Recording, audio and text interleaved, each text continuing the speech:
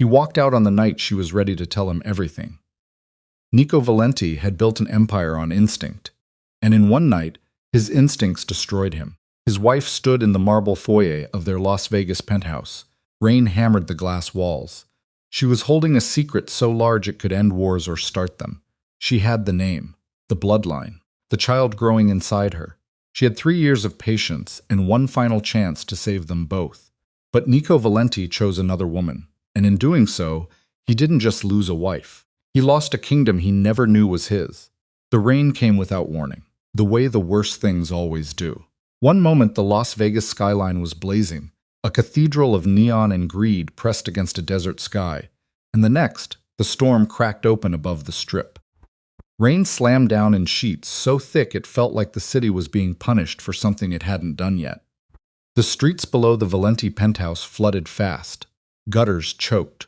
Valets sprinted under awnings with their jackets over their heads, shoes already soaked through. 300 feet above all of it, Mara Voss stood perfectly still. She was behind floor-to-ceiling glass that ran the full length of the 52nd floor. She watched the water run down the windows in long, crooked rivers. She had been standing there for 11 minutes. She knew because she had counted. Counting was something she did when the anxiety climbed too high. When the walls of whatever room she was in started to feel like they were closing in, she needed something real to hold on to. Numbers were real. Numbers did not lie or shift or change their minds. Numbers did not look at you with that particular coldness Nico had perfected over the last 4 months. The look that said, "I am tolerating you," without his mouth ever having to form the words. 11 minutes since she had heard his voice from the bedroom. Not his voice speaking to her, but his voice speaking to someone else, low, careful. Threaded through with something warm that he hadn't used with her since their 2nd year of marriage. Maybe longer. She hadn't meant to hear it. She had come upstairs early from the private dinner they were supposed to be attending together. A dinner she had dressed for, sat through the first course of, then excused herself from when the nausea hit again. The 3rd time this week. She had taken the private elevator up while Nico stayed at the table to close some deals she wasn't supposed to ask about. That was the unspoken contract of their marriage. She did not ask, and he did not lie. Most of the time it worked. Tonight it didn't. She had stepped off the elevator and heard him before she even reached the bedroom doorway. Standing in the hallway outside the suite, his tie loosened. One hand was pressed flat against the window glass, like he was trying to feel the storm through it. His back was to her. He didn't hear her come in. "I know," he said into the phone. "I know. I'll handle it." There was a pause. Then he spoke quieter. "I want to see you tonight." And that was all. But it was enough. Mara had backed away from the doorway before he could turn around.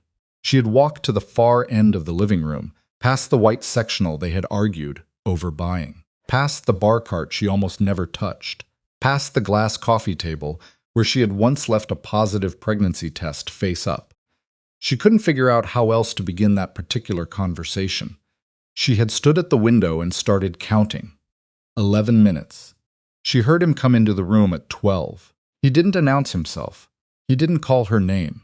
He crossed the marble floor with the practiced ease of a man who moved through spaces like he owned them. Which, technically, he did. The penthouse was in his name. The building was in his name. Most of the city, in one way or another, was in his name. Nico Valenti had spent 15 years turning a mid-level import operation into something powerful. It was so layered and legitimate looking that half the politicians in Nevada had his cell number and used it. He was 41 years old. He had a serpent tattoo that started behind his left ear, wound down his neck, and disappeared beneath his collar. A relic from the years before the suits and the lawyers and the offshore accounts. He had charcoal eyes and a jaw that looked like it had been carved out of something expensive, and he had a way of entering a room that made other men straighten their spines without realizing they were doing it. He stopped when he saw her at the window. "You're back early," he said. "The food wasn't agreeing with me," she replied. He was quiet for a moment. She could feel him measuring the air between them the way he always did, reading it for threat levels, for shifts in temperature, for anything that might require a countermove. Nico Valenti had not survived this long by missing things. "You should lie down," he said. "I'm fine," she answered. "Mara," he pressed. "I said I'm fine, Nico." She turned around then. She had learned over 3 years that there were conversations you could not have with your back to a man like him. He needed to see your face. He interpreted everything else as evasion, and with Nico, evasion was the same as guilt. He was standing in the center of the room with his jacket still on, tie still loose, phone nowhere visible.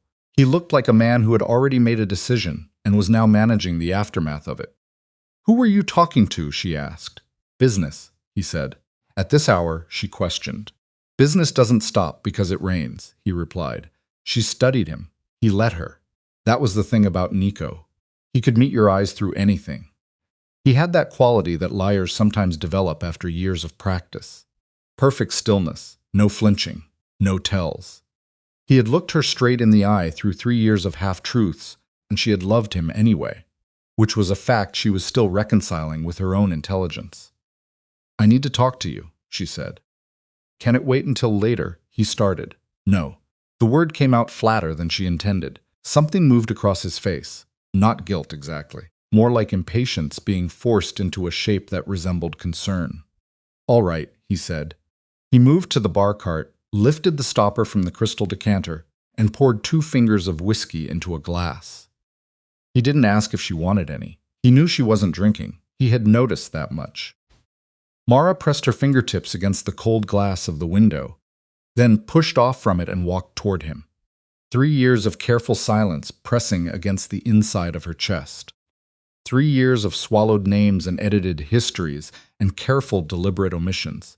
She had done it because she loved him. She had done it because she was afraid of what the truth would do to what they had. She had done it because some part of her believed she could build something that belonged entirely to herself, something separate from the dynasty and separate from the blood. She had been wrong.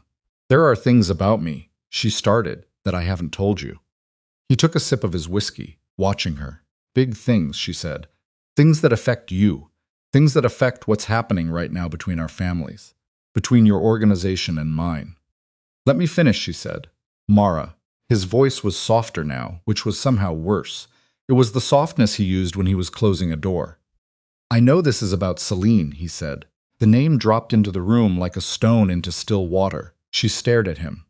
"You've been distant for weeks," he said, setting his glass down with the precise care of a man who does not want his hands to shake. "I know you felt something was off, and you're right. Something is off." He exhaled, not a sigh, something more controlled, a release of pressure. "I've been trying to find the right time to tell you," he said. "Don't," she said. "I'm not trying to hurt you," he added. "Don't," she repeated. "She is—" He stopped. He pressed his mouth together and started again. "What I have with her is different.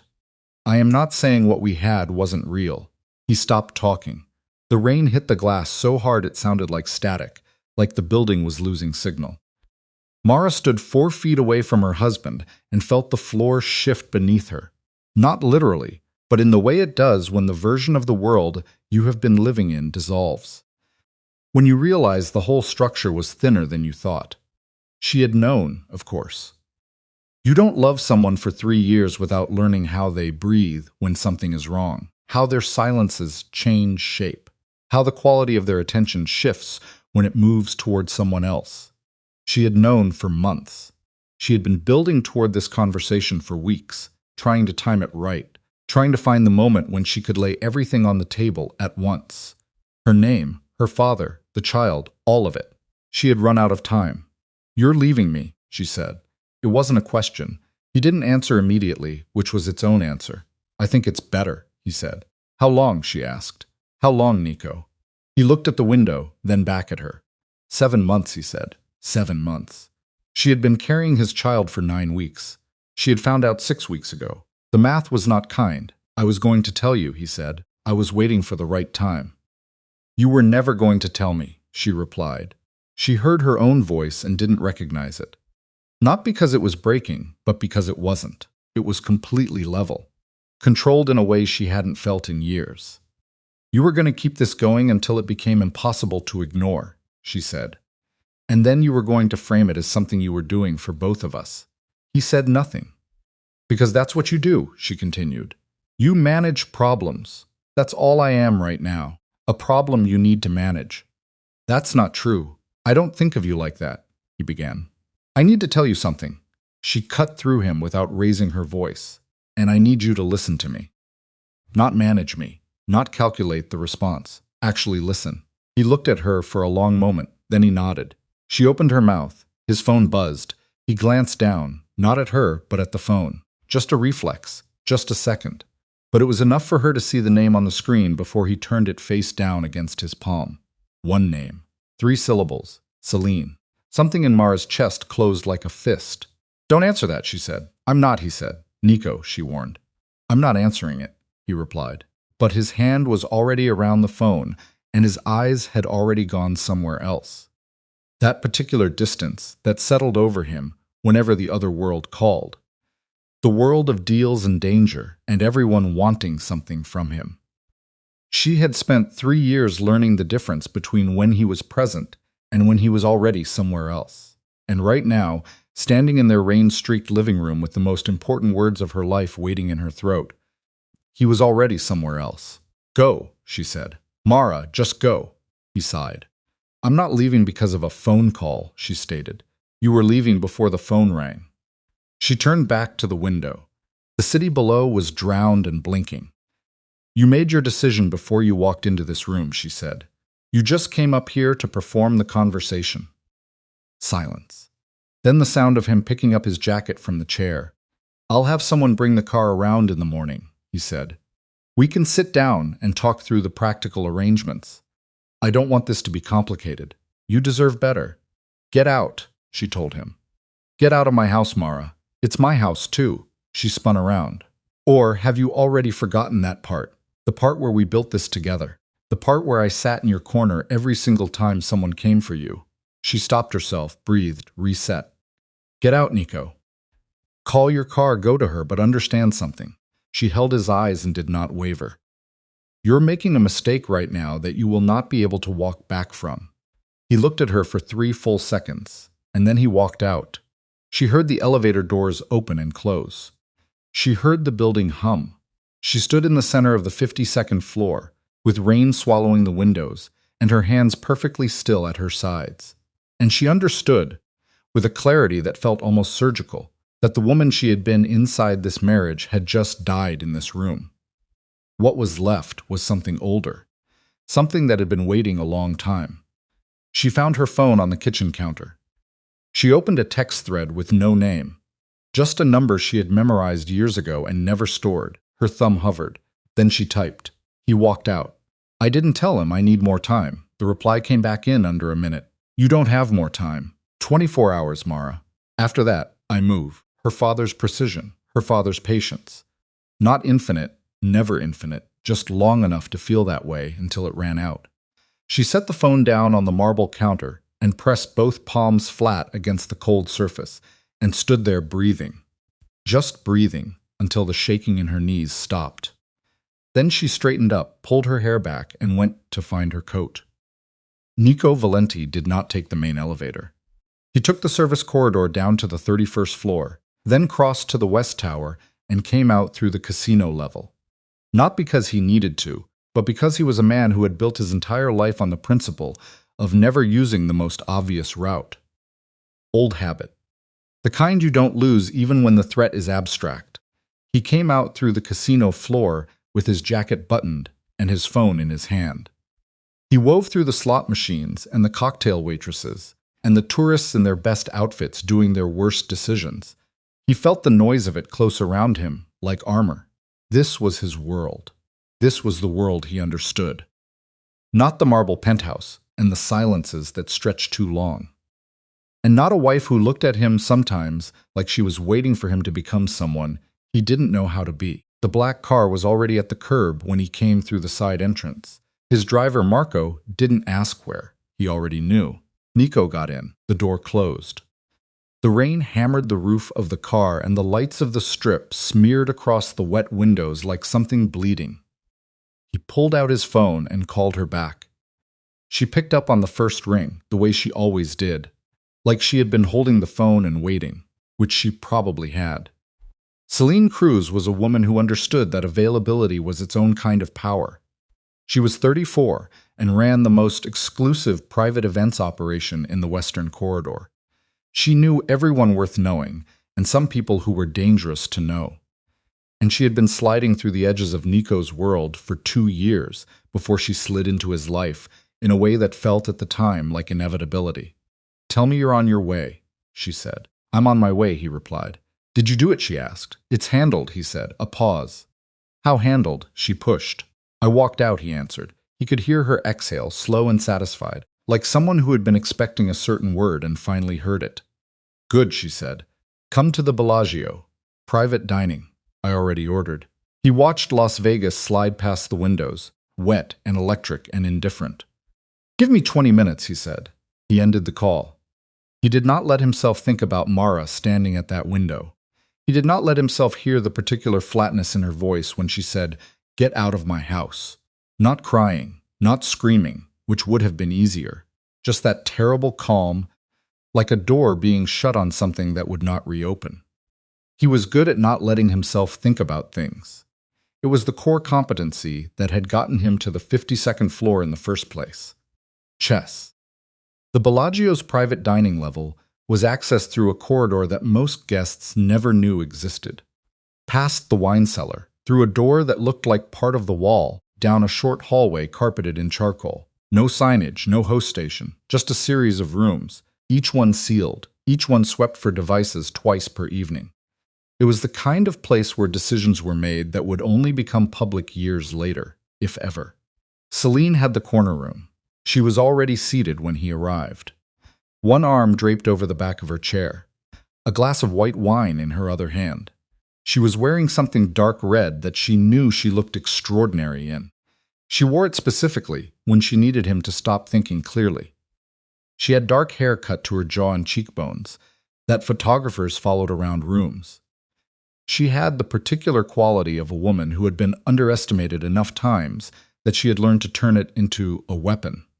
She watched him cross the room and sit down across from her without standing to greet him. Another precise choice calculated to remind him that she was not waiting on him. She was allowing him to arrive. "You look like you've been through something," she said. "It's raining," he replied. "It's more than that," she pushed. She studied his face. "She didn't take it well, did she?" "She took it exactly how she took it," he said. "It's done, is it?" she asked. He looked at her. "Yes." Celine swirled her wine. "Nico, I know you. You walk out of a room, but half of you stays behind. You're going to spend the next 3 days wondering if you made the right call." "I made the right call," he said. "She had that look, didn't she?" Celine asked. "That quiet, devastated look that makes you feel like a monster." He didn't answer. "She's very good at that look," Celine said, without particular malice. "Just the way you would describe a tool someone uses. She's been using it for 3 years to keep you at arm's length from everything you should be paying attention to. You said it yourself. She's never given you the full picture. She holds things back. You don't actually know who she is." "I know who she is," he said. "Do you?" Celine set her glass down. "Because I have been looking into Mara Voss." She said the last name the way you say a word you've been researching, with familiarity. "Not Mara Valenti, Mara Voss. And I found some things, Nico, that I think you need to hear." Something moved at the back of his neck. A cold thing. "What kind of things?" he said. Celine leaned forward, elbows on the table, and her expression was all precision now, all business. All of the charm set aside for something sharper underneath. This was the version of her that had survived things he hadn't asked about yet. This was the version that wore dark red because it made men stop thinking. "The kind of things," she said, "that tell me your wife has been lying to you about everything that matters since the day you met her." The waiter arrived with the first course. He set the plates down with the practiced invisibility of someone paid to have no memory. Celine thanked him without looking at him. Nico sat across from her and felt the cold thing at the back of his neck start to spread, but he did not take out his phone. He did not call Mara back. He reached for his fork and he listened, and the rain kept coming down outside, 30 stories above the street. And his wife stood somewhere in the city with something enormous waiting on her tongue, and he let the distance between them grow. Cade Rourke got to the penthouse 23 minutes after Nico left it. He had a key. Not because Nico had given it to him for domestic reasons, but because Cade Rourke had keys to everything Nico Valenti owned, operated, or occasionally used as a meeting point. That was his function. Not bodyguard, not enforcer, not advisor. All of those things at different hours, but the actual function was this. Cade was the person Nico trusted to know where all the doors were. He was 46, former military, former private security. Former enough things that the specifics had blurred into a general competence for managing danger. He had a wide face, a broken nose that had healed crooked, and the kind of stillness in his eyes that came from having been in situations where flinching cost you something you couldn't get back. He had worked for Nico for 9 years. In that time, he had seen marriages, deals, threats, close calls, and the slow accumulation of a man who was starting to outgrow the size of his own judgment. He had been trying for the last 4 months to tell Nico something. Nico had not been in a listening mood. He took the elevator to 52 and let himself in. He found Mara in the kitchen with her coat on, a small bag on the counter, her phone face down. Her expression was somewhere he had never seen her expression go before. Not distress, not anger. Something resolved, something that had moved past the storm to the other side of it. "Mrs. Valenti," he said. "Don't," she said. She looked at him. "Not tonight." He stopped just inside the doorway. "Are you all right?" he asked. He walked out, she replied. "I know," Cade said. She studied him for a moment. "You knew this was coming," she said. "I suspected," he replied, "and you didn't say anything." "He doesn't always want to hear things," Cade explained. Cade moved into the room carefully, the way you move around something that might be carrying more weight than it appears to. "I'm not here to defend him," he said. "I'm here because I need to tell you something, and I need you to not be somewhere else for the next 10 minutes while I say it." Mara looked at him for a long moment. Then she turned and unzipped her coat and draped it over the back of a kitchen stool and sat down. Her back was straight, her hands were flat on the counter. "Talk," she said. He sat across from her. "I've been monitoring the situation between the Valenti organization and the Voss family," he said, on Nico's behalf. "He's been making moves in the East Coast corridor for about 8 months. Import lanes, property, some financial instruments that the Voss people would consider an encroachment." Mara said nothing. "He doesn't know about the connection," Cade said, "between you and his organization." He stopped and rearranged his words. "He doesn't know your father's name is Alaric Voss." The silence that followed was very specific. It had edges. "How did you find out?" she said. It was not a question. "I'm good at my job," Cade answered. "How long have you known?" she asked. 6 weeks, he replied. She exhaled through her nose, something that might have been a laugh in different circumstances. "And you didn't tell him," she said. "I told you first," Cade answered. "I'm not sure that's better," she said. "I wanted to give you the chance," Cade said, "because if I told him, I couldn't control what he did with it. And what he did with it could have started something that couldn't be unstarted." Mara pressed her fingers against the marble counter. "My father called tonight," she said. 24 hours. That's what he gave me. I bring Nico to the table, or the Voss organization moves against everything Nico has built. Cade sat very still. "Everything," she repeated. He looked at the table between them. Then he looked up. "Nico doesn't understand what he's walking toward," Cade said. "No," she said. "He doesn't. He needs to hear this from you," Cade urged. "I tried," she replied. Her voice was completely flat.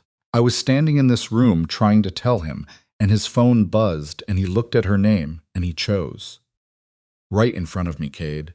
He made the choice right in front of me, and I couldn't do it." She stopped, pressed her lips together. "I have to go find him," she said. "He's at the Bellagio," Cade told her. Of course he was. Of course. Celine had already arranged something elegant and controlled in private. That was what she did. She created the environments where Nico made decisions that suited her, and she made those decisions feel like his own. Mara stood up and picked up her coat. "You're going there now?" Cade asked. "I have to tell him who I am," she said. "Tonight. Not because I want to, not because I have any interest in saving this marriage after what he just did, but because there are people in this city who could get hurt if this goes wrong. There are things at stake bigger than him cheating on me. And I am still Alaric Voss's daughter, and that means something whether Nico Valenti respects it or not. Cade stood. "I'll drive you," he offered. "I don't need you to," Mara started to say. His voice was careful. Careful in the way people are careful when something fragile is also something important. "Let me drive you," Cade repeated. She looked at him. Then she nodded. They went to the elevator together. The building hummed around them. The rain was still going. Harder now, if anything. The kind of rain that made Las Vegas look briefly like the desert it actually was. Like the neon and the marble and the illusion of abundance had been temporarily washed away. Mara stood in the elevator with her hands in her pockets and her jaw set. The ghost of the conversation she had never gotten to have was pressing against her ribs like something trying to get out. She had one shot. She had 23 hours left of her father's patience, and somewhere in the Bellagio, the man she had married was sitting across from a woman who was filling his ears with whatever story served her best, pouring his glass full of half-truths while the clock ran out on everything Nico had built. The elevator reached the ground floor. The doors opened. Mara Voss walked out into the rain. At the same moment, in the private dining room of the Bellagio, Celine Cruz was finishing a sentence that Nico would not be able to unhear. "The Voss family has been watching you for months," she said. Her wine glass was empty now. Her hands were calm on the table. "They consider your East Coast operation a direct challenge, and they have the reach to flatten you inside of 60 days. Your clubs, your roots, your legitimate fronts, all of it." She held his eyes. "And your wife, Mara, she is not some woman you rescued from nothing. She is Alaric Voss's daughter, the hidden one. The one nobody was supposed to know about." Nico had gone very still. "She's been in your house for 3 years, Celine said, "and she never told you." He said nothing. "She had every opportunity," Celine said. "She chose not to, which means either she was protecting you or she was waiting for the right moment to use it." Nico's jaw was tight. His whiskey sat untouched. "I'm not telling you this to hurt you," Celine said. "I'm telling you because you deserve to walk into whatever comes next with your eyes open." She reached across the table and touched the back of his hand, just briefly, just precisely enough. "You've always been smarter than the room, Nico. Don't let her make you the last person to know your own story." He pulled his hand back and stood up. "I need to make a call," he said. He was already walking toward the door when his phone rang. Cade's name was on the screen. He answered it. "She's on her way to you," Cade said without preamble. "And Nico, before she gets there, you need to hear this from me first. Everything Celine just told you is true. Mara is Alaric Voss's daughter." But the part Celine left out, Cade stopped for half a second. "The part Celine conveniently left out is that Mara has been trying to tell you for months. She's not here to use you. She came here to warn you. And she's pregnant." The corridor outside the private dining room was empty and carpeted and silent. Nico stood very still with the phone against his ear, the word pregnant expanding inside his chest like something with too much pressure behind it. "Where is she?" he asked. 10 minutes out," Cade replied. He turned around. Celine was standing in the doorway of the dining room, leaning against the frame. She was watching him with an expression he had never quite read correctly before. Or maybe he had read it correctly and chosen not to believe it. Something hungry underneath the warmth, something calculating underneath the care. "Nico," she said and smiled. "Come back inside."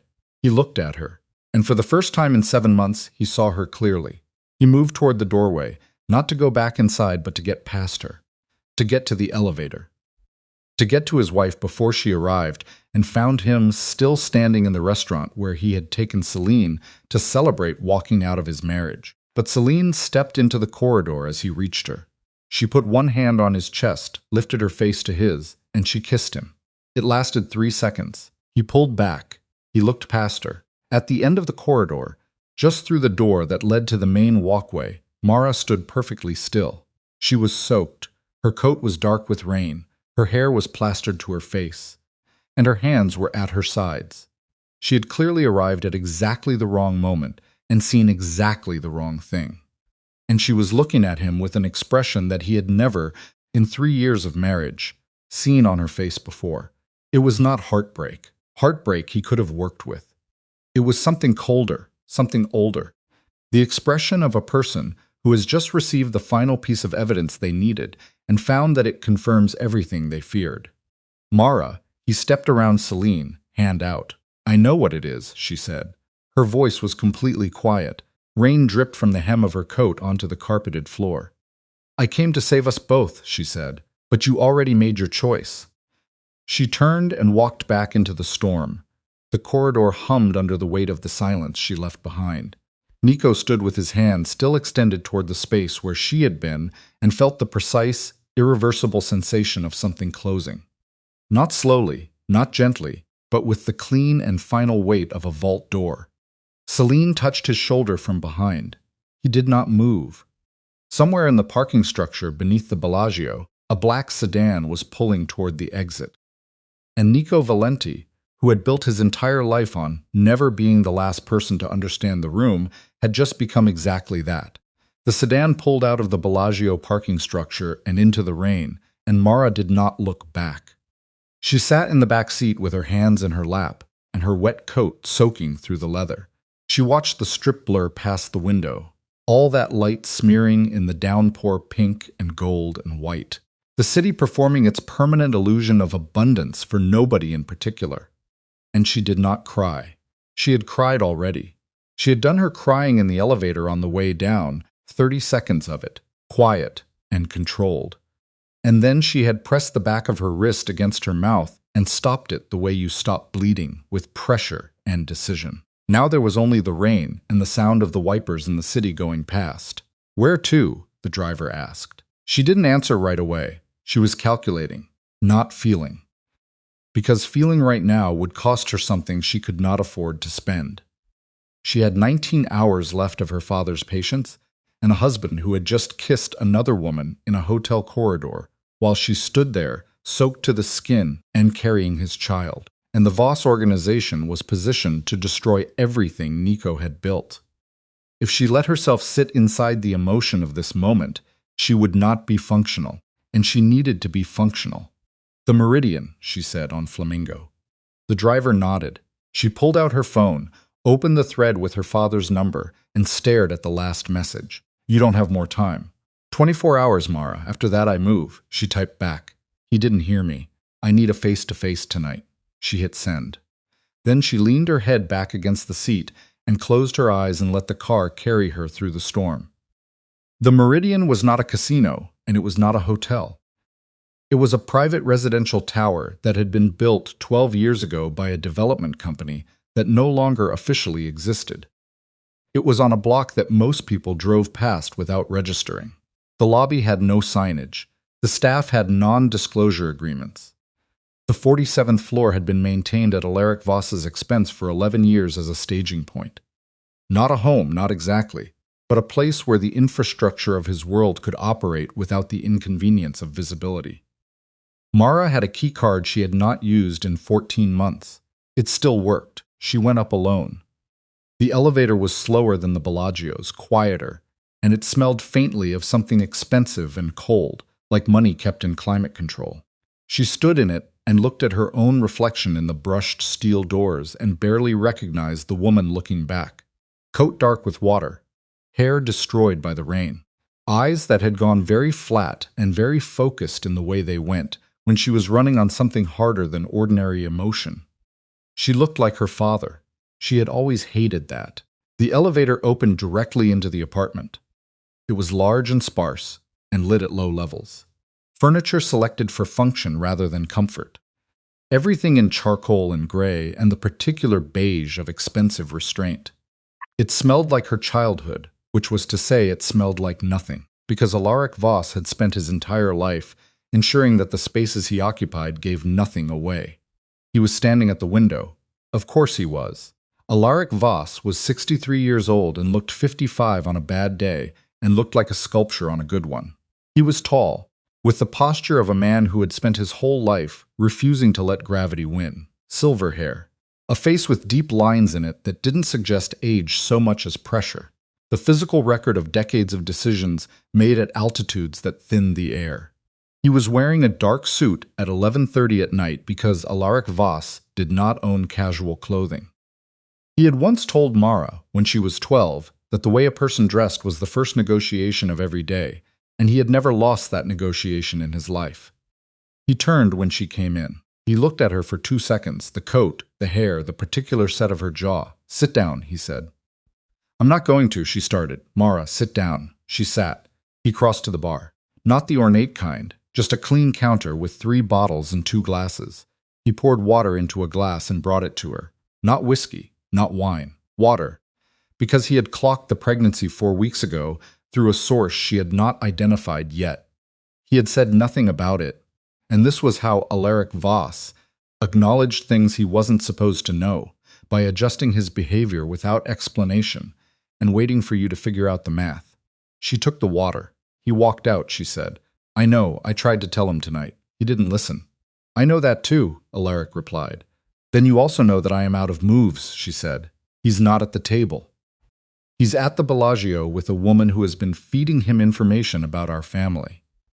I don't know how much she knows or where she's getting it, but she knew enough tonight to tell him things." She stopped and pressed her mouth together. "He's going to come looking for me. Maybe tonight, maybe tomorrow. And whatever state he's in when he does, it's going to be reactive. He's going to be angry and off balance, and you know what Nico does when he's off balance.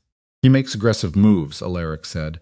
He sat across from her, unhurried. "Yes," she replied, "which plays directly into the position I've been building," Alaric noted. "I know," she said. "So the question is whether you still want to prevent this." He looked at her with those flat gray eyes that she had inherited and spent her entire adult life trying to soften. "Because from where I sit, Mara, the marriage is over. The man showed you who he is tonight. You have a child coming. You have a name that opens every door on the eastern seaboard. The question of why you are still trying to protect someone who chose another woman over you is one I have been sitting with for several hours." Mara looked at the water glass in her hands. "It's not about protecting him," she said. "Then what is it about?" he asked. "It's about what happens to the people around him when you move," she replied. She looked up. "His lieutenant, Cade Rourke, he's been loyal. He's been trying to do the right thing. His staff, his legitimate operations.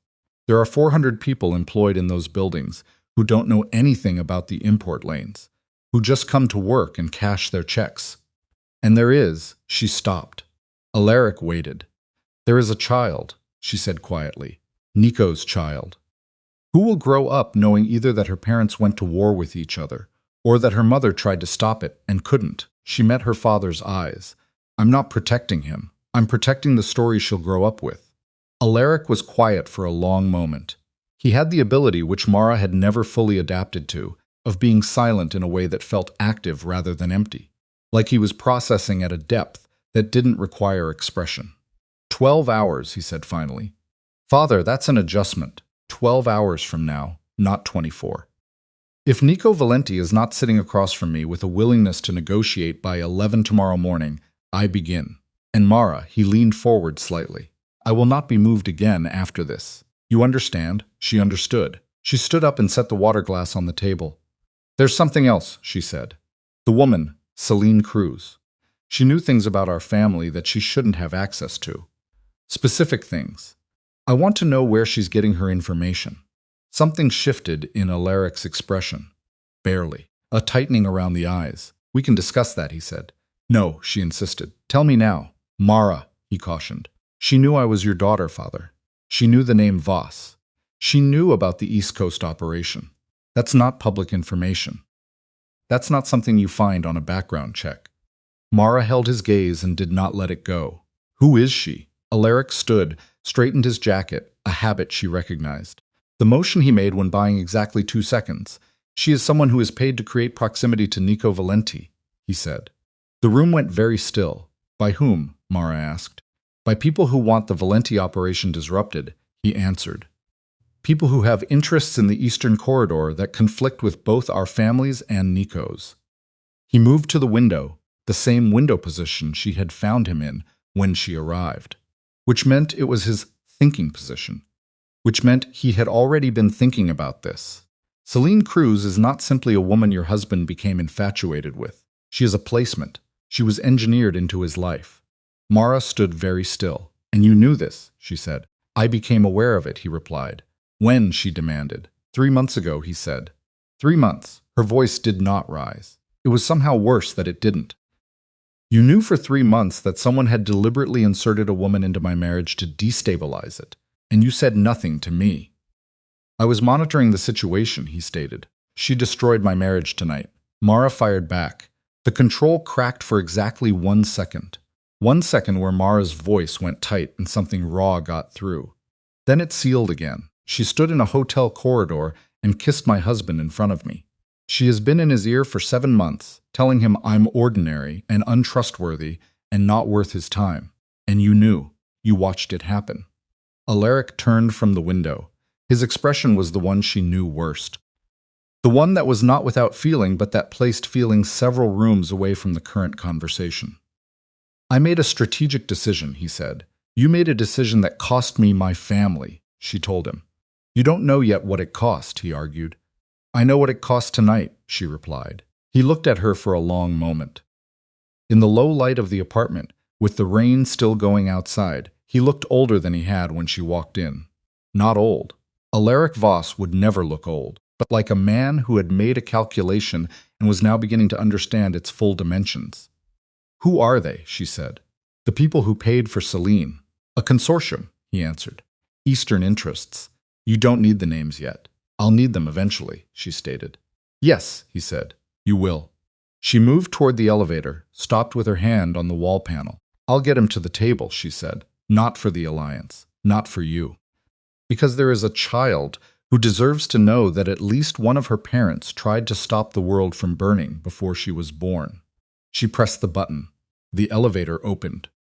And when this is done, Father, when whatever happens next has happened, you and I are going to have a very long conversation about the things you've withheld from me, and you're not going to manage that conversation. Do you understand? Alaric said nothing. Which, from Alaric Voss, was the same as yes. Nico got back to the penthouse at 12:47 in the morning. He knew she was gone before the elevator opened. There was a particular quality to an empty space that he had learned over 15 years of walking into rooms where someone might be waiting, and this space had it. Still finished, like a conversation that had concluded while he wasn't present. He walked through the apartment anyway. Kitchen, her water glass in the drying rack washed, bedroom, closet open. A section of it cleared. Not everything. She hadn't packed to leave permanently. She had taken what she needed for 1 or 2 nights, which meant she was coming back, or she expected something to be resolved before she had to decide whether to come back. He stood in the bedroom doorway for a while. He called her number. It rang 4 times and went to voicemail. He didn't leave a message. What would he say? Every version of the sentence that formed in his head felt insufficient, and some of them felt dishonest, and he was done after tonight being dishonest about the dimensions of what he had done.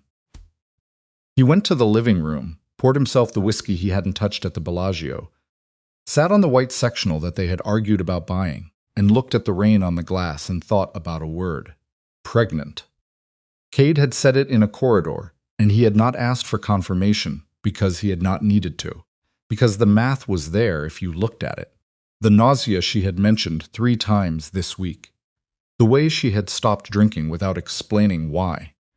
The pregnancy test she had left on the coffee table 6 weeks ago and then quietly removed without ever starting the conversation.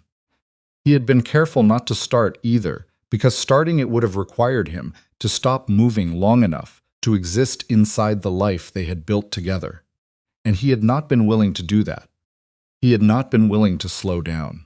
And now Alaric Voss was somewhere in this city with 24 hours of patience that were ticking down, and his wife was gone.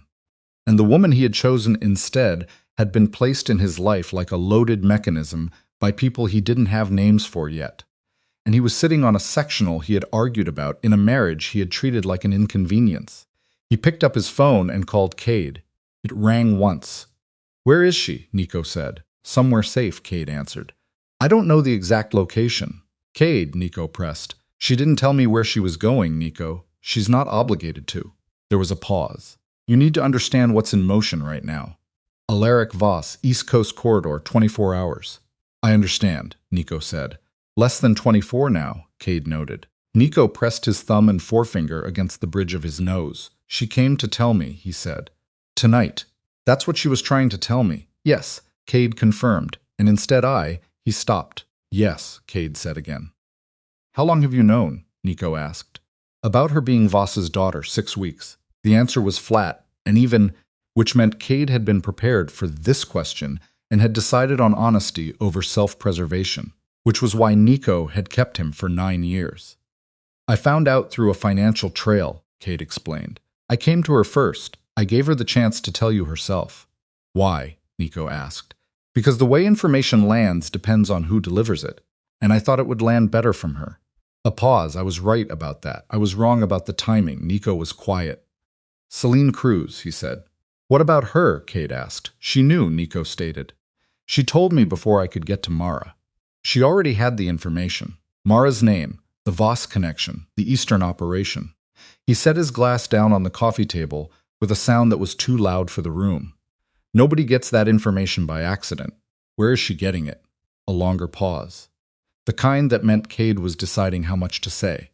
Nico, I've been looking at her for the last 4 months, Cade said. Her financial history, her client list.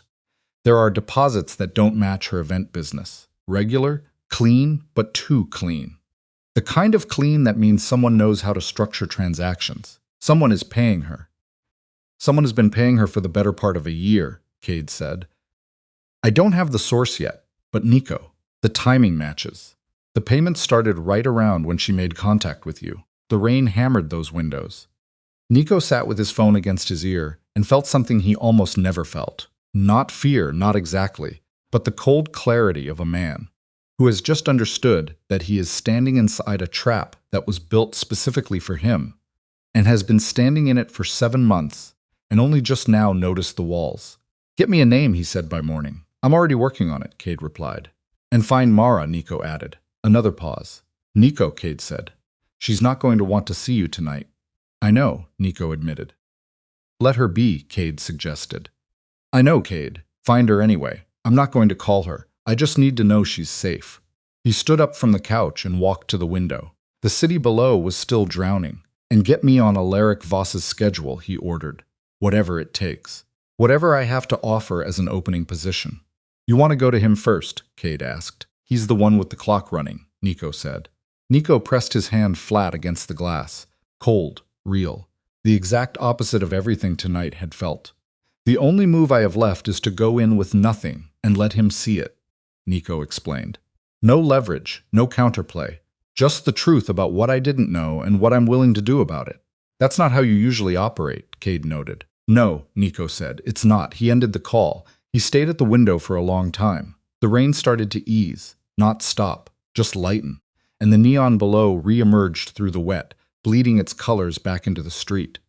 And he watched it, and thought about a woman standing in a hotel corridor with rain dripping from the hem of her coat, looking at him with the expression of someone who had just received the last piece of evidence they needed. I came to save us both, but you already made your choice. He had.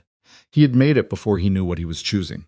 He had made it by not asking the right questions, by preferring the version of Mara that required nothing of him. The quiet wife, the background presence, the woman he had told himself he had rescued from nothing. Which was a story he had told because it made him the protagonist, and that was a role he had always cast himself in. He had never once asked himself what she might have rescued herself from before she met him. He turned away from the window. There was work to do, not redemption. He was clear-eyed enough to understand that redemption was not a single night's work, if it was achievable at all. But there was damage to understand and truth to locate, and a meeting to arrange with a man who had spent 60 years building something that Nico had been carelessly encroaching on for 8 months without knowing who owned the ground he was walking across. He went to his desk. He opened his laptop. He started making calls. At 2 a.m. in a suite at the Meridian that smelled like climate-controlled silence, Mara lay on top of the covers with her shoes off and her phone on her chest and stared at the ceiling. She had taken 3 sips of water. She had not eaten since the first course at a dinner she had left early. She was aware of the baby in the particular way she had been aware of it since 6 weeks ago. Not as a medical fact, but as a presence, a weight of potential, something real that was happening inside her body, regardless of what was happening outside of it. Her phone buzzed. Not Nico. She had declined his call an hour ago and felt nothing. The number on the screen was one she didn't recognize. She answered it. Mara Voss, a woman's voice asked. Smooth. The careful smoothness of someone who had practiced sounding unconcerned. I think we should talk, the voice continued. Mara sat up. Who is this? She said. You know who this is. She did. She had heard that voice twice tonight, once through a corridor wall, once in her own memory on the way to the Meridian. She had spent 6 blocks of the car ride home memorizing the pitch and cadence of it. A voice she had constructed in her imagination over 4 months of knowing something was wrong without having a face or a name to put to the wrongness. Celine, she said. There she is. The smile in the voice was not warm. I wasn't sure you'd pick up. What do you want? Mara asked. I want you to understand something before tomorrow gets complicated. A pause. A sound of movement. Glass being set down, maybe. I'm not your enemy, Mara. I was a tool. Somebody else's tool. I was paid to get close to your husband, and I did my job. That's all this was. Mara stood up from the bed, moved to the window. You expect me to thank you for explaining that. I expect you to be smart enough to hear what I'm actually telling you. The smoothness in Celine's voice shifted, something under it tightening.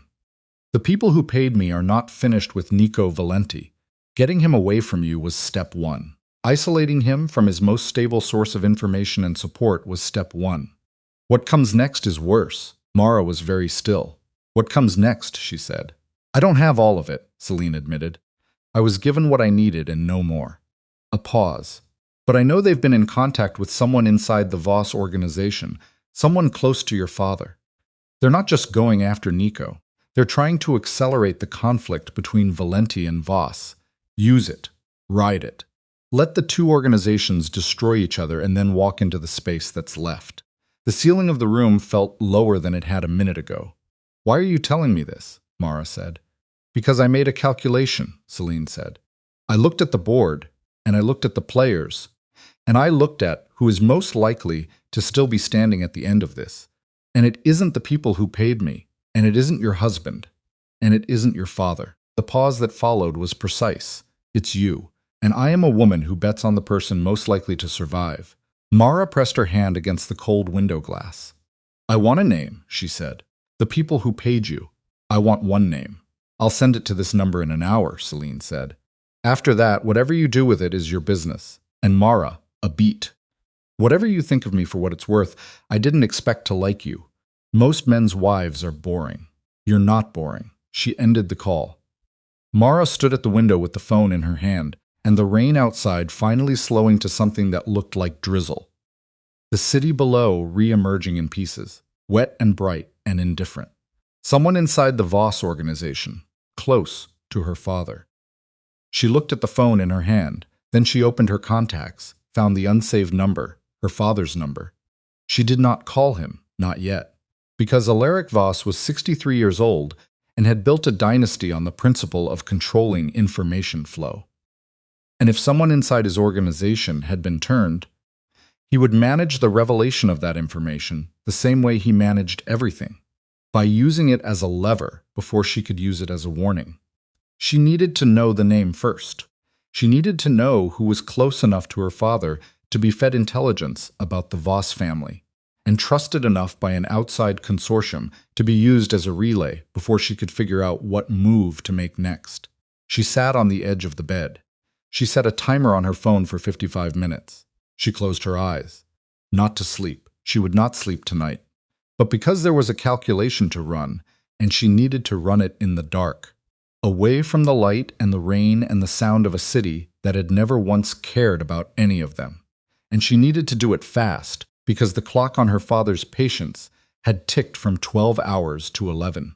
And Nico Valenti was somewhere across the city making phone calls he didn't understand. And somewhere between them was a name that could change the entire shape of everything. The name came through at 3:14 in the morning, not a text, a photograph, shot close, slightly blurred at the edges the way photos taken in dim light always are, but clear enough in the center where it mattered. A document, 2 pages, what looked like a financial transfer record with routing numbers and a name at the top of the authorization column. Mara stared at it for a long time.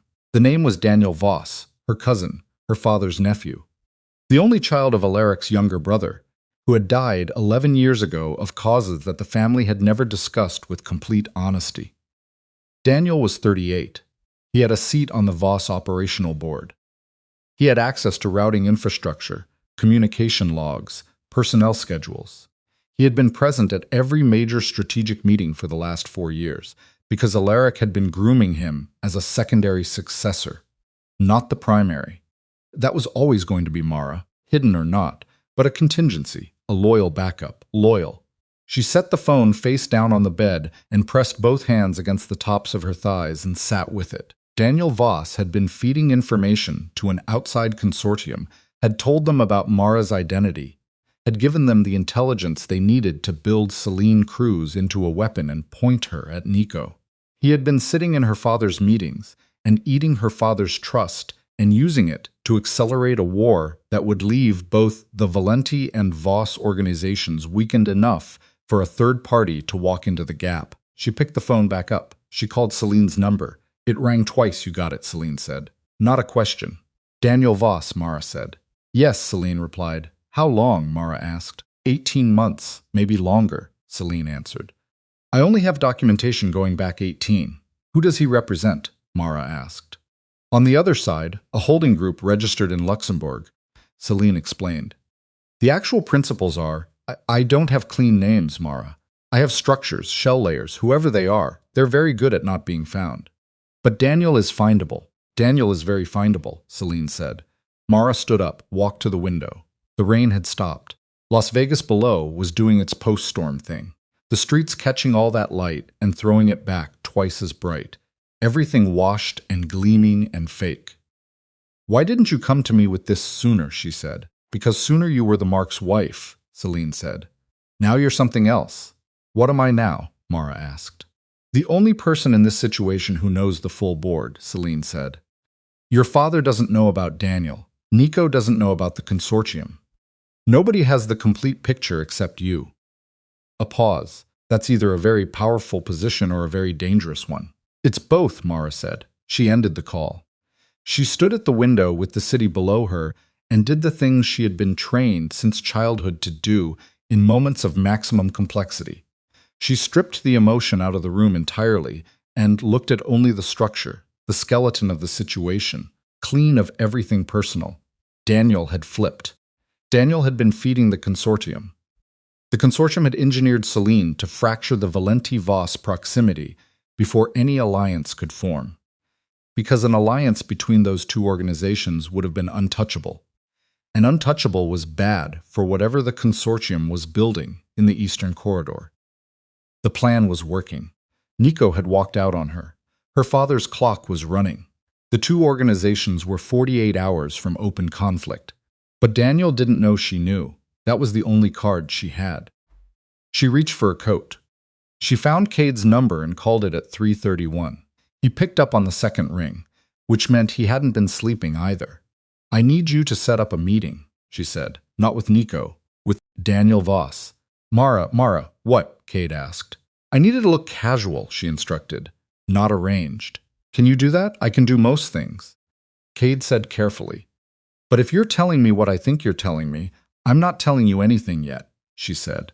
I'm asking you to make a call. Tell him Mara Voss wants a family conversation. Tell him she's frightened and she needs someone from the family who isn't her father. She paused. He'll come. He'll think it's an opportunity. Another pause, longer this time. When? Cade asked. 7 this morning, before my father's people start the day, she said. She looked at the city. There's a breakfast place on West Sahara, the Copper Rail, private booths in the back. Tell him there. All right, Cade said. He didn't ask more questions, which was one of the things that made him valuable. And Nico, Cade asked. What about him? He's been up all night, Cade said. He's been making calls. He asked me to find you. I know, Mara replied. He wants to fix it, Mara. I know that too. She turned away from the window. There's nothing for him to fix yet, she said. The problem isn't our marriage. The problem is Daniel and the consortium. and the fact that my father has 11 hours left of patience, and doesn't know that his own organization has been bleeding intelligence for 18 months. She pulled on her coat. "Tell Nico to stay where he is," she commanded. "Tell him I'm working. Tell him if he trusts me. If he has ever, one time in 3 years, trusted me, to give me until 8 this morning." She could hear Cade processing this. "I'll tell him," he said. She ended the call and picked up her bag and walked to the elevator and went down through the silent building and out through the lobby into a Las Vegas night that smelled of rain and ozone, and the particular clean slate feeling that comes after a storm when everything terrible has been washed to the surface and is just sitting there, visible, waiting to be dealt with. The copper rail opened at 6. Mara was there at 5:55, sitting in the back booth with coffee she wasn't going to drink and a clear line of sight to the front door. The place was the opposite of the world she had been moving through all night. Vinyl seats, laminate tables, a cook visible through the pass-through window. The sound of a morning news program on a television mounted too high on the wall, real and ordinary, and completely indifferent to the Voss family and everything that name carried. She had always liked places like this. She had grown up in places like this. Before Alaric found her, before the truth of her parentage had been explained and the world had rearranged itself around a bloodline she hadn't known she was carrying. She had been 11 years old, living with her mother in a 2-bedroom apartment in Philadelphia. And then Alaric Voss had come to the door, and her mother had made her sit in a room while they talked in the kitchen for 2 hours. And when Mara came out, her mother's face had the particular emptiness of someone who has just been paid a very large amount of money to relinquish something, and her life had changed. She did not let herself live inside that memory for long. The door opened at 7:04. Daniel Voss was a large man, broad through the shoulders, his father's build, with Alaric's gray eyes and a face that was softer than Alaric's, less structured. The face of a man who had grown up in the orbit of power without having had to generate any of his own. He was wearing a jacket over a button-down, which meant he had dressed quickly when Cade called. He looked when he came through the door and spotted her in the back booth, like a man who was arranging his expression from the inside, putting a look of concern on top of something else. Mara recognized that look. She had seen it on her father's face her entire life. She stood halfway, not all the way, just enough to signal that this was not a formal meeting. That she was playing the frightened version of herself, and he slid into the seat across from her and put his hands on the table and said, "Mara, tell me what's going on." She looked at him. She looked at him for a long time, long enough that a flicker of something moved across his face. Not concern. The other thing. The thing underneath. He covered it fast. "I'm scared," she said. "Alaric is going to move against Nico and I can't stop it, and I don't know what to do." "Come to the family," he said immediately. "Come back in from the cold. You've been out here alone too long. Let us protect you. Let us," she noted it. "Not let me, not let your father. Let us, as if the family were a unit with a shared position that he was representing." "He'll hurt Nico," she said. "Nico Valenti is a problem that needs to be resolved," Daniel said. His voice was warm. The careful warmth of a person managing someone they consider manageable. "The encroachment on the Eastern Corridor can't be allowed to stand. Alaric won't back down from that." "What if I could get Nico to back down first?" she asked. "Can you?" he replied. "Maybe, if I had time." "You don't have time, Mara. You know that." "What if I could extend it?" she asked. She leaned forward, let her voice drop slightly, played the thing she needed him to believe, that she was desperate, that she was reaching. "Daniel, you have influence with Alaric. You're the only one who does besides me. If you told him you needed more time to assess the situation, he'd listen to you. He trusts you." Something happened in Daniel's eyes then. It was very small and it lasted less than a second. A satisfaction. Not the satisfaction of someone being asked for help. The satisfaction of someone watching a plan unfold exactly as predicted. The satisfaction of someone who had calculated that this conversation would happen and was now watching their calculation confirmed. He didn't know she had seen it. "I'll do what I can," he said. "But Mara, you have to be honest with me. Is there something Alaric should know? Something you've been holding back about your relationship with Valenti?" There it is. He wasn't offering help. He was harvesting information. He wanted to know what she knew, what she had told Nico. What intelligence existed in the space between the two organizations that hadn't been accounted for in whatever plan the consortium was running? She sat back. She let her hands rest flat on the table and looked at her cousin across the laminate surface of a diner booth. And she felt something harden inside her chest that had been soft and uncertain all night. Something that stopped being sad and started being something else. "Yes," she said, "there is something Alaric should know." "What is it?" he asked. "He should know," she said, "that you've been selling him out for 18 months. The silence that followed was the kind that has physical weight. Daniel's face went through 4 expressions in 2 seconds. Surprise, recalculation, denial, and then the decision to try to recover. "I don't know what you think you—" She put her phone on the table between them, face up. The photograph Celine had sent her already on screen. The document with the routing numbers and the authorization column and his name at the top of it. He looked at it. His face went still. The performed concern drained out of it entirely. And what was left was something she had not seen from him before, something without warmth or cover, something that was simply calculating, like watching a mask finish falling. "Where did you get that?" he said. "Does it matter?" she replied. Mara, his voice had changed. The warmth was completely gone. "You don't understand what you're in the middle of."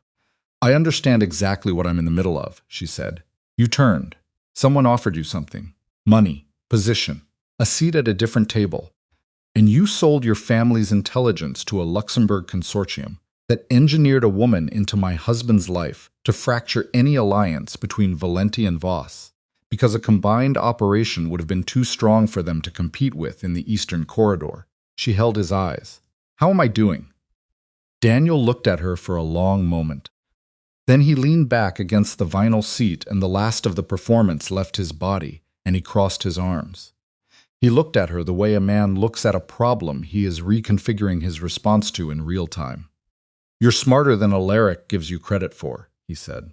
"Everyone is smarter than Alaric gives them credit for," she replied. "That's his only real weakness." She pulled the phone back across the table. "Who are they?" she demanded. "The principals behind the consortium." "I'm not going to tell you that," Daniel said. "I'm not going to tell you because it won't help you," he continued. "You think exposing me to Alaric solves this. It doesn't. The mechanism is already running. The consortium doesn't need me anymore. I gave them everything they needed months ago. The intelligence has been transferred. Celine has done her job. What's coming next doesn't require my participation." She stared at him. "What's coming next?" she demanded. He was quiet. "Daniel, what is coming next?" He looked at the table, then at her, and she saw not remorse. She didn't think Daniel was built for remorse, but something adjacent to it. The expression of a man who had made a transaction and was only now understanding the full cost of it. "There's a meeting," he said. "Tomorrow morning, 10 in the morning. Your father's people and Nico's people. A preliminary contact before any formal sit-down. Neutral ground. It was designed to be the first step toward the kind of conflict that can't be walked back from." He paused. "It was designed to go wrong." "What does that mean?" she asked. "It means someone will be there who isn't supposed to be there," he explained. "Someone who will do something that both sides will interpret as aggression from the other." He stopped again. "After that, it doesn't matter what Alaric decides or what Nico decides. The reaction is automatic." Mara sat very still. "You have to stop the meeting," she said. "I can't stop anything," he told her. "You set it up," she pressed. "I facilitated the contact," he said. "I don't control the mechanism." He leaned forward, lowered his voice. "Mara, listen to me. Walk away from this. Take your child and walk away from both of them. From Nico and from Alaric. Whatever you think you can do in the next." He checked his watch. 9 hours. "You can't do it. The machine is bigger than you." She picked up her phone and stood up. "You're wrong," she said. "Mara, you're wrong about something fundamental," he warned. She looked down at him. "You think the machine is bigger than me because you've never seen me operate at full capacity. Neither has Alaric. Neither has Nico." She buttoned her coat. "Every single person in this situation has spent 3 years looking at a woman they believed was ordinary, quiet, hidden. That was a choice I made. Today I'm making a different one. She left $40 on the table for coffee she hadn't touched. She walked to the door. Behind her, Daniel said her name one more time. She didn't turn around. Outside, the morning was coming in. Las Vegas at dawn looked like a hangover. The neon faded against a sky going gray and pink. The street still wet from the night before. The city in the transition between what it had been at midnight and whatever it was pretending to be by 9 in the morning. She stood on the sidewalk and opened her contacts and found Cade's name and called it. He answered immediately. "How did it go?" he asked. "He confirmed the meeting tomorrow at 10, she said. "It's been engineered to trigger a conflict. Someone's going to be there who doesn't belong." She started walking, no destination yet. She needed to move while she thought. "I need Nico. I'll get him," Cade said. "Not on the phone, in person," she clarified. "I need to be in the same room with him." "Where?" Cade asked. She thought about it. Not the penthouse. That was Nico's geography, and she needed neutral ground. And she needed somewhere that neither of their father's organizations had operational presence. "The Copper Rail, West Sahara, give me 40 minutes. "Done," Cade confirmed. "Cade," she stopped walking. A delivery truck went past, slow and loud, spraying leftover rainwater from the gutter. Is he actually willing to hear me? Not manage the situation, not calculate the response. Hear me. A pause. The kind that meant Cade was choosing his words. "Last night changed something in him," Cade said. "I've worked for this man for 9 years, and I have never heard him sound the way he sounded at 2 in the morning. Whatever you need from him today, I think he'll give it." She started walking again. "He may not get the chance," she said. "If I can't figure out who is going to be in that room at 10 tomorrow morning, I can dig. I know someone who might already have the answer." She flagged a cab. It pulled over. "Meet me at the Copper Rail, both of you," she said. 40 minutes. She got into the cab, gave the driver the address of the Meridian first. She needed the file she had left on the bed. The one with the routing numbers. The one that was the only physical evidence she had of Daniel's involvement, and then the Copper Rail. The driver pulled out. She sat in the back seat of a cab in a Las Vegas dawn and looked at her phone and opened her text thread with her father's number and stared at it and did not type anything yet, because what she had to say to Alaric Voss could not be said over text and could not be said until she had Nico in the same room and had confirmed that he was willing to do what she needed him to do, and could not be said without the knowledge of who the third party at tomorrow's meeting was going to be. Because walking into Alaric Voss's presence with an incomplete picture was the one strategic error she absolutely could not make. She got back to the Copper Rail at 7:43. Nico was already there. He was sitting in the back booth, not the one she had used with Daniel, the one across from it, facing the door. Because Nico Valenti had never in his adult life sat with his back to an entrance. He had a coffee in front of him that he wasn't drinking, and his jacket was off. His shirt was wrinkled in the specific way. Shirts get wrinkled when you have been wearing them since the previous afternoon and have not slept. The serpent tattoo on his neck looked starker than usual in the morning light. His eyes found her the moment she came through the door. He didn't stand. He didn't perform anything. He just looked at her. She crossed the diner and sat down across from him and put the file folder on the table between them and looked back. Cade was in the corner booth near the front, far enough to give them distance, close enough if the distance became a problem.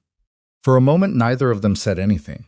Then Nico said, "I'm sorry. I know, not for the marriage. I'll be sorry for the marriage I'll carry that for a long time. I mean, for last night specifically, for the hallway. You came to tell me the truth, and Nico," she cut through it, not unkindly. Just with the precision of someone who does not have the time for the conversation, she would need to have this conversation correctly. "There are 9 hours until my father moves. There is a meeting tomorrow at 10 that has been arranged to trigger a war between your organization and his. And there is someone inside the Voss family who has been feeding intelligence to the people who built Celine Cruz and pointed her at you." He was very still. She opened the folder, pushed the document across the table. He looked at it, at the name. "Daniel Voss," he said. "My cousin. My father's operational board." She watched him read. "He's been running intelligence to a Luxembourg consortium for 18 months. Everything they needed to engineer the fracture between us, they got through him. He gave them the Voss family infrastructure. He gave them me. He gave them enough information about your Eastern Corridor operation that they could build a narrative Celine could use to get into your head. She paused. They needed us at war. They needed both organizations weakened. Whatever they're building in the Eastern Corridor, it requires the space that a Valenti and Voss conflict would create. Nico looked up from the document. His jaw was tight, the particular tightness of a man who is processing fury at a frequency that doesn't register as expression. "Where's Daniel now?" he said.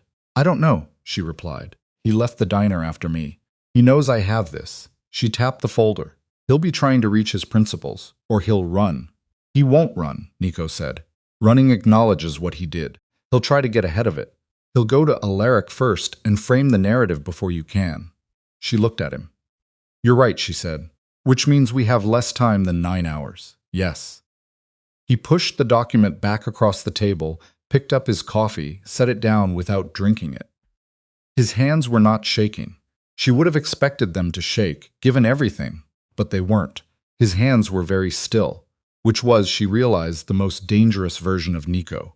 Not the loud version, not the reactive version, the still one. "Tell me what you need," he said. She looked at him across the laminate table in the morning light of a diner on West Sahara, with the television in the corner running weather, and the cook moving around behind the pass-through, and the smell of coffee and bacon grease in the air. And she thought about 3 years of a marriage that had been real and not real in equal measure. And she thought about a child who would need the world to not be on fire when she arrived in it, and she breathed. "I need you to come with me to my father," she said. "Not to negotiate, not to deal. Just to sit across from him and tell him the truth. What you knew, what you didn't know, and what you're willing to stop doing. And I need you to let me handle the Daniel piece." She held his eyes. "Can you do that?" He looked at her for a long time. "Yes," he said. "If he comes at you, I'll hold." "He will come at you, Nico," she warned. "Alaric doesn't do anything softly. He'll hit every point of weakness he can find, and he'll do it in the first 3 minutes because he wants to see how you handle pressure before he decides whether you're worth talking to." "I know how men like your father operate," he said. "You don't," she said, without cruelty. "Not like him specifically. He's not like anyone you've dealt with before. He's patient in a way that feels like a weapon." She picked up the folder. "But that's also why Daniel thought he could run this play for 18 months without being caught. Alaric's patience looks like blindness if you don't know what you're watching."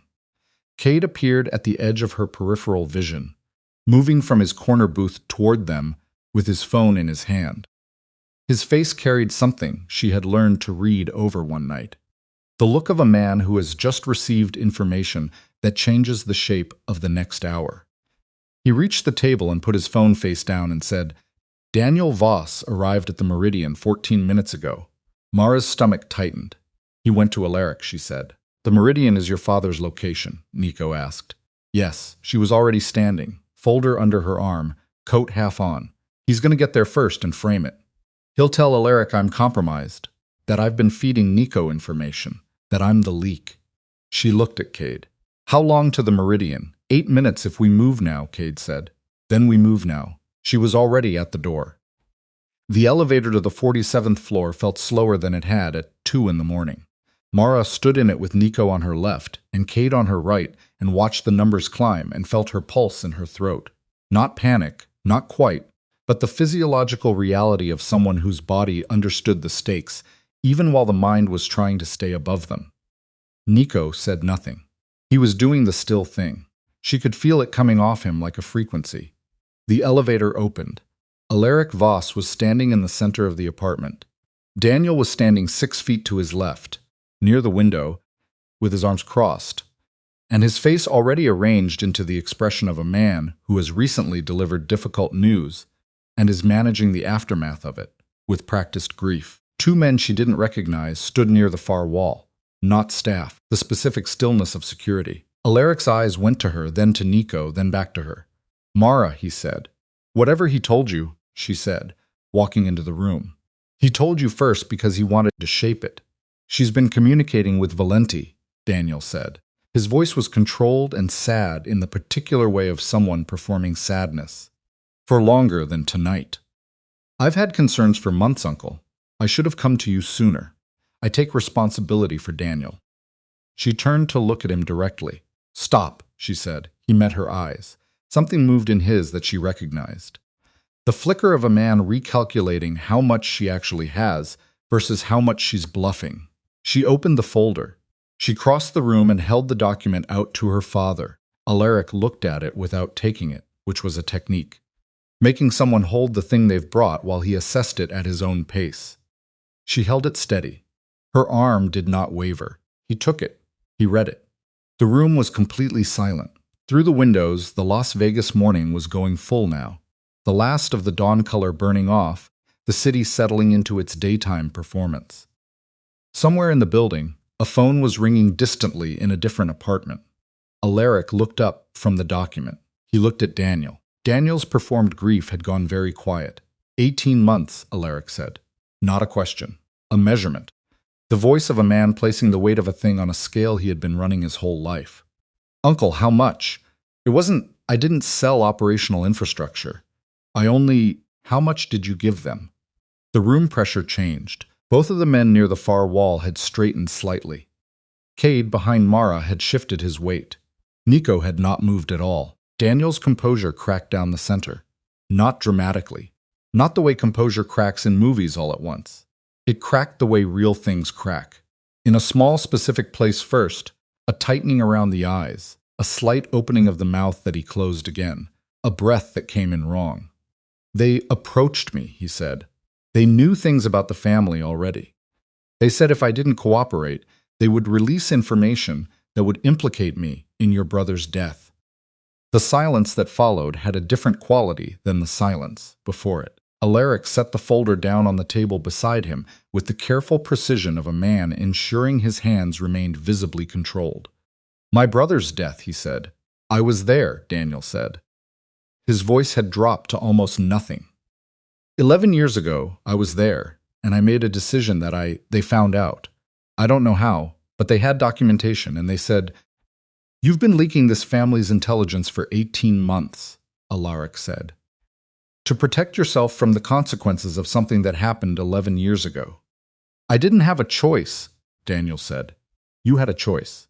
Alaric's voice did not rise. It went in the other direction, quieter, which was the version of Alaric Voss that Mara had feared her entire life more than any other. You had a choice, and you made it, and you made it again every month for a year and a half. And you sat in my meetings, and you ate at my table, and you let me trust you. He turned away from Daniel, the deliberate movement of a man closing a door. Get him out of my sight. The two men near the wall moved, Daniel said, Alaric. And then one of the men had his arm, and the other had his other arm.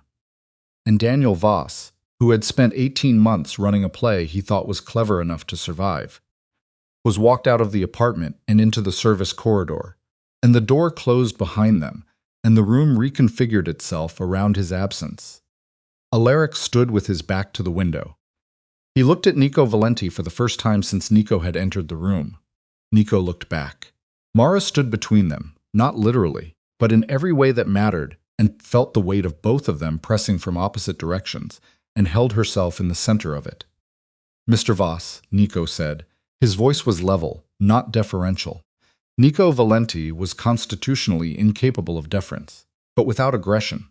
The voice of a man who has decided on honesty as a strategy, because every other strategy has already failed him this week. I moved into the Eastern Corridor without understanding whose interests I was crossing, Nico said. That was my failure. I didn't do the full intelligence work before I moved, and I should have. He paused. I also didn't do the full intelligence work on my own marriage. Both failures. Both mine. Alaric said nothing. I'm not here to negotiate, Nico said. I understand I'm not in a position to negotiate. I'm here because your daughter asked me to come. And because whatever I've done wrong, she hasn't done anything wrong. And she has been trying for 3 years to build something without hiding behind either of our names, which is more integrity than either of us has shown her. He stopped. That's all I have. The silence stretched. Alaric looked at Mara. The meeting at 10 tomorrow, she said. Someone from the consortium is going to be in the room. It's designed to go wrong. We have to cancel it, and we have to do it tonight, before whoever it is positions themselves. Who is it? Alaric said. I don't have the name yet, Mara said. I have a structure. Luxembourg Holding Group. Multiple shell layers. Daniel's financials might give us a thread if we pull the right one. I'll pull it, Alaric said. He moved to his desk, picked up his own phone. This changes the timeline. He looked at Cade, the first time he had acknowledged Cade's presence. You work for Valenti. Yes, Cade said. Do you have access to his communication logs from the last 30 days? Alaric asked. Anything relating to Eastern Corridor contacts. I can have it in an hour, Cade said. You have 40 minutes, Alaric told him. Alaric looked at Mara. Cancel the meeting through my people. Use my direct authorization. Then I want you and Valenti in separate rooms while I make some calls. Father, separate rooms, Mara said. This is still a negotiation, he replied. I am still your father, and he still moved into my territory without permission. And we do not fast forward to the part where I have forgiven all of that, because the night was dramatic. He picked up his phone, then, almost as an afterthought, with his back already turning, and eat something, both of you. You look like you've been through a fire. He walked to the other room. The door closed. Mara stood in the center of the apartment with Nico and Cade, and the folder in the remains of a night that had stripped every comfortable fiction out of the room, and left only the raw structure of the situation visible and unglamorous and workable. Nico exhaled. It was the first time she had seen him exhale since they walked in. Your father, he said. I know, she replied. He looked at her. Something moved across his face. Not the performed concern she had seen him use 1,000 times. Not the calculation. But something more exposed than either of those things. Something she had stopped expecting to see and wasn't entirely sure what to do with now that it was there. The baby, he said. She looked at him. Are you? He stopped, started again. How are you? I'm functional, she answered. That's not what I asked, he pushed. It's what I have right now. She picked up the folder from where Alaric had set it, straightened it. When this is over, we'll have the other conversation, she said. We'll have all the conversations. But right now I need you to sit in whatever room your father-in-law puts you in and not make any moves without checking with me first. She looked up. Can you do that? She asked. Yes, he said. No impulse calls. Nico, she said. If your phone rings and it's anyone connected to the Eastern operation, you let it go to voicemail. Yes, I mean it. Mara. He held her eyes and his voice was very quiet and very direct. I hear you.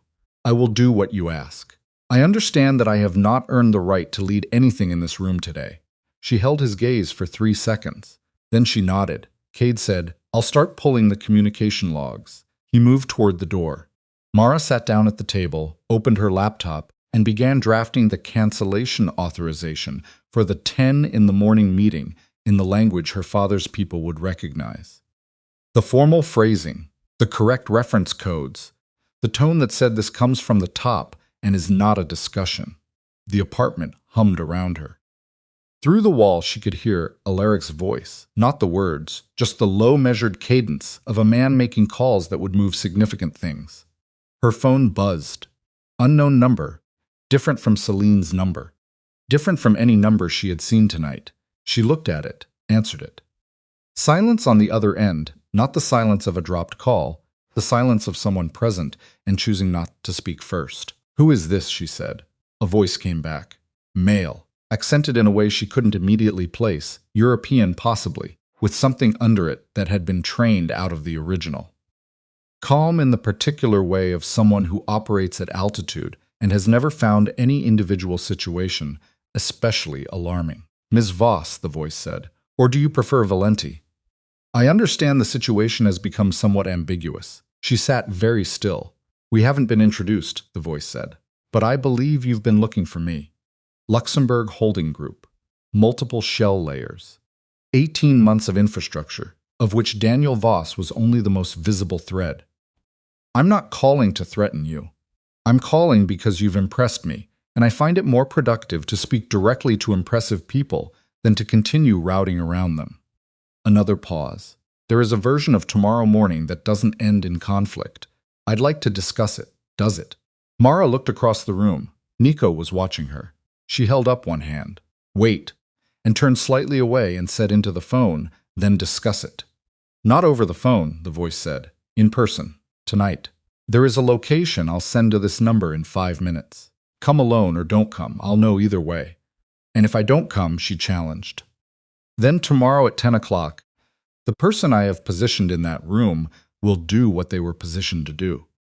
And both your father's organization and your husband's will spend the next 12 months destroying each other. And I will walk into the corridor that creates and build the thing I have been building for 4 years. And everyone in that meeting will have served their purpose. The voice was not cruel. It was simply factual, the way physics is factual. But I think you'll come, Ms. Voss, because you are the only person in this situation who understands the full board. And people who understand the full board don't sit out the final move. The call ended. Mara lowered the phone. Her pulse was very loud in her own ears. She turned around. Nico was still watching her. He had read something in her face because he was, whatever else he was, a man who had spent his whole life reading rooms. And her face right now was a room with a lot happening in it. What is it? He said. She looked at him, then at the closed door behind which her father was making calls. Then it clicked. The person behind the consortium just called me, she said. The air in the room changed. They want a meeting, she said. Tonight, alone. Nico came off the wall he had been leaning against. Absolutely not. They have someone positioned at tomorrow's meeting who will start a war if I don't go, she explained. Then we find out who it is and pull them out before.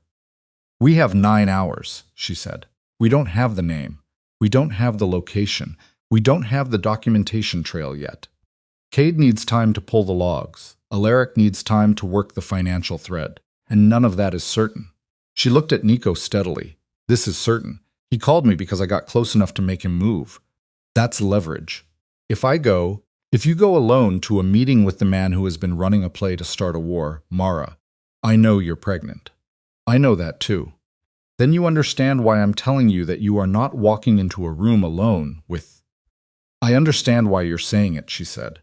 She held his eyes and did not give ground. And I need you to understand something back. This is not your call. This has not been your call since last night when you chose not to listen to me, and it is not your call now.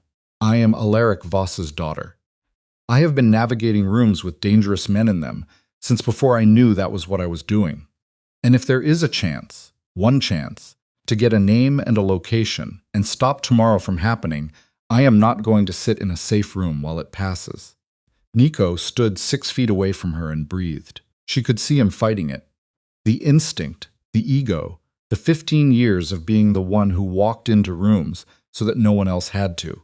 She could see him fighting it, and she could see the moment he stopped fighting it, not because he agreed, but because he understood that she was right. And that understanding, it was the only thing he had left to offer her. Then I'm outside the building, he said. Cade's inside. We have eyes on every exit. The moment anything changes, I walk out, she said. I'm not a martyr. I'm a strategist. His jaw worked. There's a difference, he asked. Tonight there is, she told him. Her phone buzzed. An address, east side of the city. A building she didn't recognize. She looked at the time. She had 4 hours until the meeting. She stood up, smoothed her coat, picked up the folder and walked to her father's door. She knocked twice. The knock they had used since she was 12. The one that meant I need to speak to you. And it's not a request, and pushed it open. Alaric looked up from his desk. Change of plan, she said. I need everything you have on the Luxembourg Consortium in the next 2 hours, and I need you to trust me with something I cannot fully explain yet. Alaric set his phone down. He looked at her with those flat gray eyes that she had spent her whole life trying to escape inheriting. And for the first time she could remember, she looked back at them without flinching, and recognized them as her own. That was all she had time to understand before the night swallowed everything else. The building on the east side had no sign. It was 4 stories of poured concrete set back from the street behind a chain-link perimeter that looked abandoned but wasn't. Mara clocked the cameras before the cab had fully stopped. Small and well-mounted, covering every angle of the approach. Someone had put real money into looking like they hadn't put money into anything. The neighborhood was light industrial. The kind of block that existed in every American city, and the gap between what used to be there and what hadn't been built yet. Empty lots, a closed auto body shop, a warehouse with its loading doors painted shut. She paid the driver and got out. She stood on the sidewalk for 3 seconds and did not look at the dark sedan parked half a block east, where Nico and Cade were sitting, because looking at it would tell the cameras where to look. Then she walked to the door. It opened before she reached it. The man inside was not the voice from the phone. He was hired geometry. Large, quiet, positioned to communicate that the person who employed him had resources and used them without drama. He gestured for her coat. She shook her head. He didn't push. He led her through a ground floor that was empty and clean, in the way of a space that has been recently cleared for a specific purpose. Up a staircase to the second floor, down a corridor with temporary lighting installed in the ceiling, the kind that runs on a standalone system, no building grid, and through a door at the end. The room had a table, 2 chairs, a second door on the far wall that she noted immediately and filed away. One man was sitting at the table. He was older than she had expected from the voice, mid-60s maybe, with the Northern European coloring, and a face that had the particular weathering of someone who had spent decades in rooms like this one. Not a physical man, not the kind of man who had ever needed to be. He was wearing a gray suit that cost more than most people's monthly rent, and he had his hands folded on the table in front of him. And he watched her enter the room with the relaxed attention of someone attending a presentation he had paid for. "Ms. Voss," he said, "you came alone." "I came as requested," she said. She sat down across from him. She did not put the folder on the table. She kept it on her lap, one hand flat on top of it. She did not take off her coat. She let him read both of those choices and watched him do it. "My name is Peter Valle," he said. "I won't pretend that's the only name I use, but it's the one that's real." "Peter Valle," she said, "Belgian registration. 3 holding structures between you and the Luxembourg entity. Investment in Eastern Corridor property development going back 11 years. Something moved in his expression. Appreciation, maybe. The specific appreciation of someone who has prepared for a negotiation and arrived to find the other party has also prepared. "You've been busy," he said. "My father has been busy." "I've been reading," she countered. 2 hours of Alaric's files spread across the table in the 47th floor apartment, while Nico sat in the adjacent room and Cade worked the communication logs, and Alaric made calls in the language of a man dismantling something with great precision. 2 hours in which the shape of Peter Valle's operation had come clear. Not completely, never completely with a structure this layered, but enough. Enough to know that he was not a criminal, not exactly. He was an accumulator. He found corridors where 2 existing powers were in tension, and he waited for the tension to become conflict, and then he walked into the vacuum. He had done it in 3 other cities. Las Vegas was the 4th. "You want the Eastern Corridor," she said. "Not all of it. The development rights along the port infrastructure. Newark, Baltimore, the secondary terminals. My father's family has held the operational relationships there for 30 years. You can't buy them. You can't outcompete them, so you needed them gone." Valle was quiet. "Daniel Voss gave you the intelligence," she said. Celine Cruz fractured the Valenti-Voss proximity before an alliance could form. The meeting tomorrow was designed to spark a conflict that would tie both organizations up in war while you moved on the port relationships. She held his eyes. 11 years of planning, 4 cities, you're very patient. Patience is underrated, Valle said. So is loyalty, she shot back. She set the folder on the table. You underestimated what Alaric Voss built because you were looking at the structure and not the people inside it. You found the weak point, Daniel, and you used it. But you didn't account for what the family looked like when it didn't have a weak point. Valle looked at the folder, did not reach for it. What is it you want, Ms. Voss? He said. You didn't come here to explain my own operation to me. No, she said. I came here to offer you a way out of it. He waited. Cancel your asset at tomorrow's meeting, she said. Give me the name, and I'll have them removed before 10. In exchange, I will personally ensure that the Voss family does not pursue criminal referrals on the Daniel Voss intelligence operation. You walked a very careful line for 18 months. You probably feel confident about your legal exposure. I want you to feel less confident about it. And if I decline, he asked, then my father spends whatever it costs to put your name in the hands of every court authority and relationship on the eastern seaboard. And you spend the next 5 years watching the corridor close, in front of you one terminal at a time. She kept her voice level. The development rights you've been positioning for will still exist, but every door that currently opens will stop opening. And in that business, Peter, the doors are the business. He looked at her for a long time. The temporary lighting hummed overhead. You're asking me to walk away from 11 years, he said. I'm asking you to walk away from the part that was always going to fail, she said.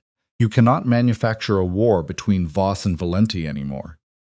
The variable you didn't account for is sitting across from you. He unfolded his hands. He reached inside his jacket. She did not move, did not flinch, did not let her eyes go to the second door or to the guard position she had calculated near the entrance. She held his eyes and held the still place inside her chest that she had found sometime around 3 in the morning and had not let go of since.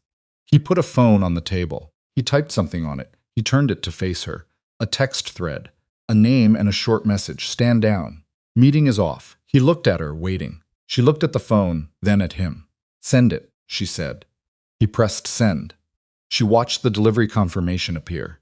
She picked up the folder and stood. The Voss family will be in touch through formal channels, she said. Whatever comes next between us will be done at a table with lawyers and documentation and without any more manufactured variables.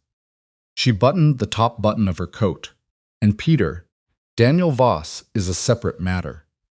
Whatever he told you about your leverage over him, the information about his father's death, I want you to know that my father already has it. He's had it for years.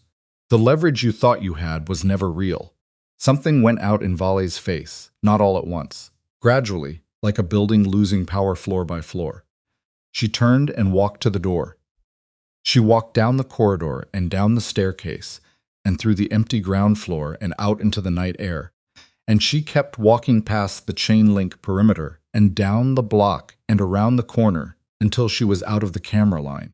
And then she stopped and pressed her back against the wall of the closed auto body shop and breathed. Just breathed. In and out. The air tasted like rain residue and exhaust, and the particular mineral smell of the desert city at night.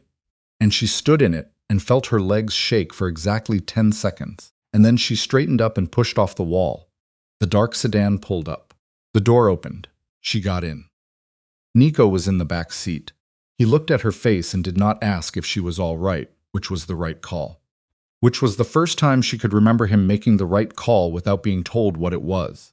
It's done, she said. Cade said from the front, the meeting. Cancelled, she answered. Asset stood down. She leaned her head back against the seat. The city moved past the windows. Take me to the Meridian, she said.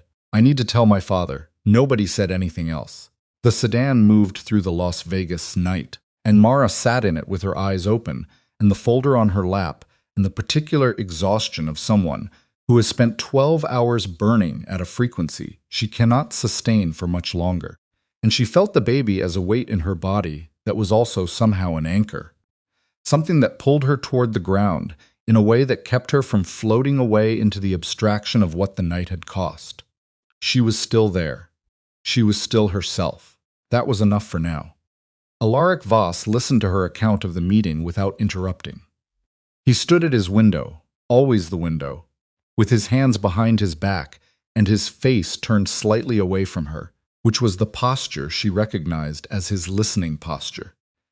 The one that meant he was taking in every word and running it against every other piece of information he had, and she would not know his conclusions until he chose to share them. When she finished, he was quiet for 30 seconds. Valle, he said. Yes, she replied. I've heard the name, never connected to this, Alaric admitted. He turned. You got the stand-down message. I watched him send it, she confirmed. He looked at her, then passed her to where Nico was standing near the entrance.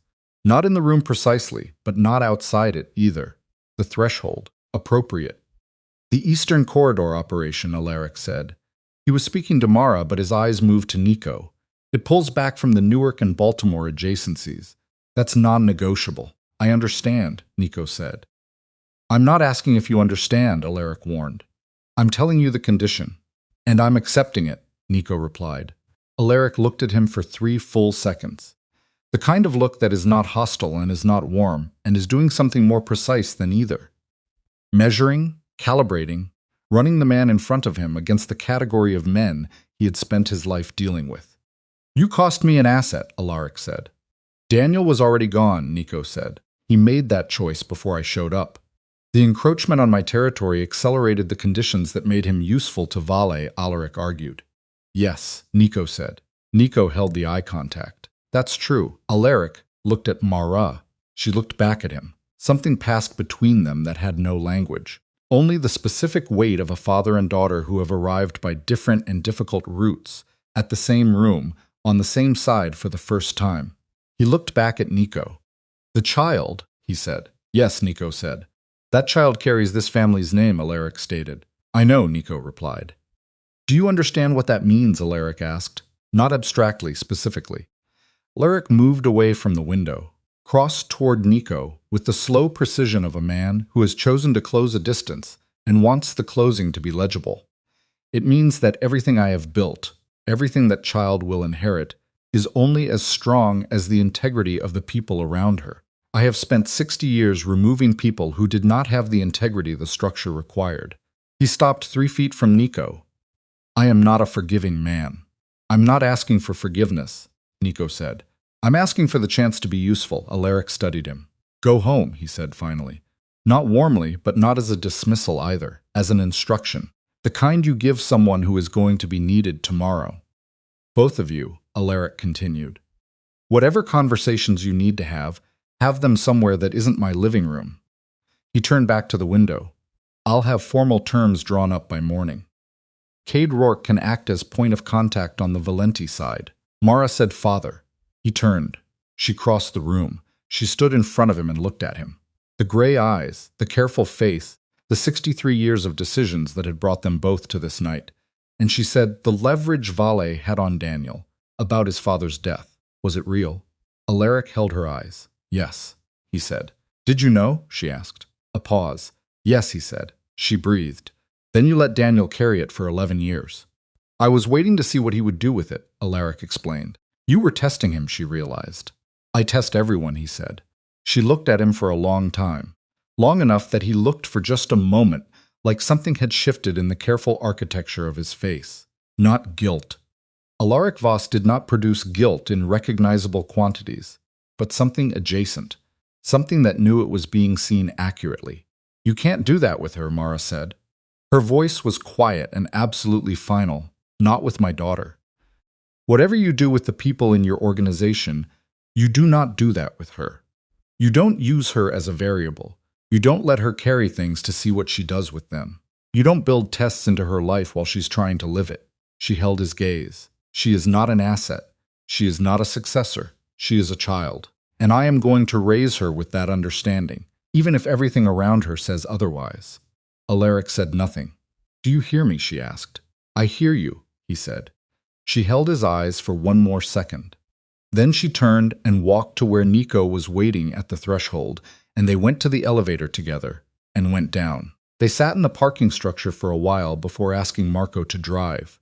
Not talking, just sitting. The sedan idled quietly, and the concrete structure around them was gray and low-lit and humming with some mechanical function of the building above. And the city was somewhere outside, and everything that had happened in the last 18 hours was somewhere inside both of them, taking up all available space. Nico said, You didn't have to include me tonight. No, she agreed. You had everything you needed to walk into that building alone and finish it alone, he said. Yes, she replied. Why did you bring me? He asked. She looked at the concrete wall in front of the car. Somebody had written something on it years ago in marker, and then someone else had tried to paint over it. And the paint had faded and the writing was coming back through, the way things did. Because the child needs to know her father tried, she said. Not that he succeeded, not that he was perfect. That he tried when the moment was real and the stakes were real, and he showed up. She turned to look at him. I couldn't give her that story if you weren't in the building.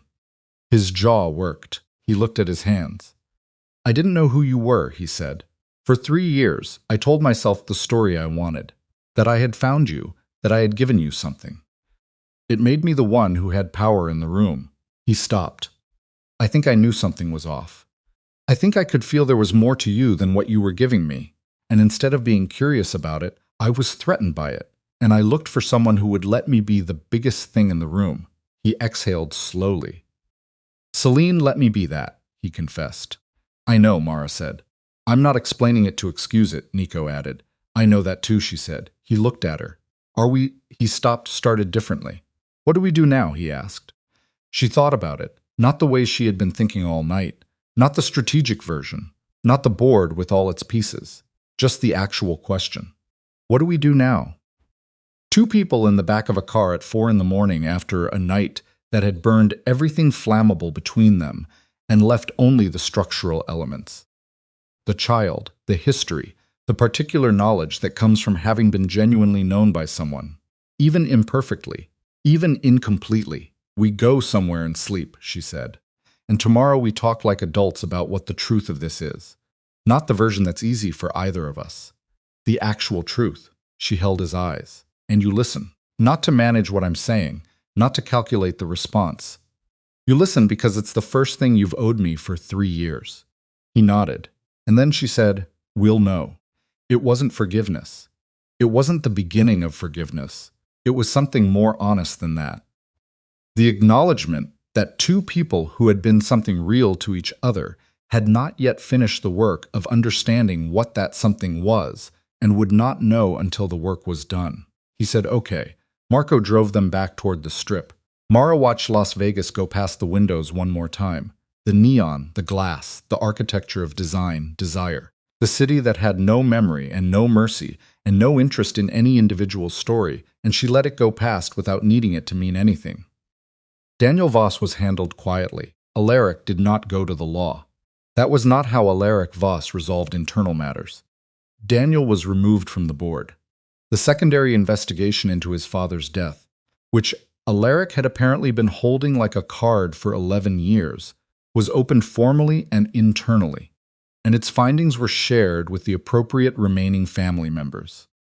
Daniel cooperated, which suggested the weight of the secret had been its own kind of prison, and that some part of him was relieved to put it down even at this cost. He left Las Vegas 3 weeks later. He did not come back.